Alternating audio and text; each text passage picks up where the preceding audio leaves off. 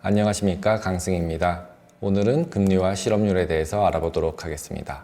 금리 얘기를 하는데 왜 중앙은행 이야기를 하는가 라는 의문이 생기실 겁니다. 중앙은행은 금리의 기준이 되는 기준금리를 결정하는 권한을 가지고 있습니다. 금리는 빌려준 돈의 이자, 즉 돈의 가격입니다. 그것의 기준이 되는 금리를 중앙은행이 결정을 하고 시중은행들은 거기에 맞춰져서 금리를 변동하게 됩니다. 그러면 중앙은행의 목표는 무엇일까요? 중앙은행은 물가 안정입니다. 물가가 너무 폭락을 해도 안 되고요. 물가가 너무 폭등을 해도 안 됩니다. 안정을 원합니다. 대부분의 국가들도 물가 안정을 중앙은행의 목표로 삼고 있으며 미국 같은 경우는 특별히 고용 안정을 추가해서 중앙은행의 목표로 삼고 있습니다.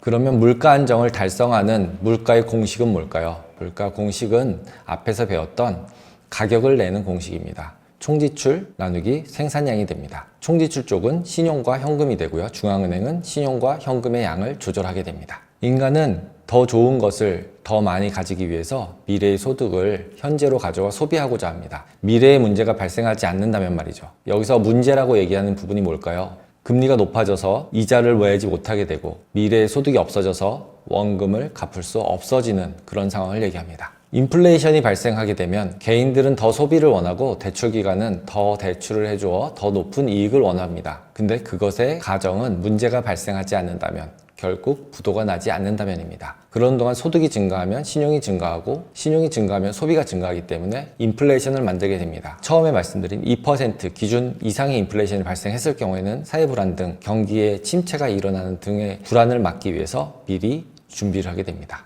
미리 준비한다는 것은 금리를 조정한다는 뜻이죠. 인플레이션이 발생하면 중앙은행은 금리 인상을 합니다. 생산성 증가 없이 성장이 계속 일어날 경우에는 신용 증가가 만들어지게 되고 물가 안정 목표를 해하게 됩니다. 중앙은행은 금리를 상승시켜서 신용 증가 속도를 조절해 인플레이션을 방지하게 됩니다. 그 방법이 부채를 줄이게 하거나 원금을 갚는 의사결정을 할 수 있게 하는 것입니다. 그러면 반대로 물가가 하락할 경우에는 어떨까요?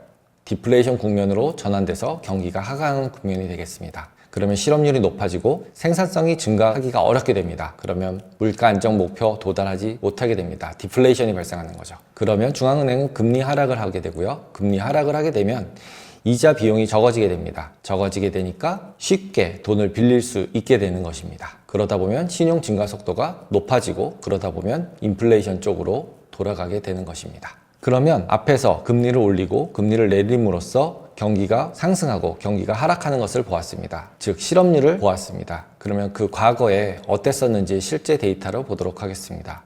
미국의 차트고요. 미국의 실업률, 미국의 정책금리 차트입니다.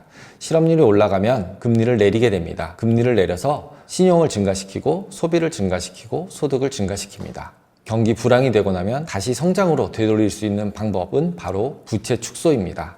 지난번 5과에서 배웠던 딜레버리징입니다. 즉 금리 조절을 통해서 해결할 수 없는 부분까지 가지 않는 것이 목표지만 그 부분까지 갔을 때는 딜레버리징을 통해서 중앙은행은 경기를 상승 쪽으로 경기를 안정화시키는 것을 목표로 하게 됩니다. 이번 시간에는 정책금리와 실업률에 대해서 알아보았습니다. 감사합니다.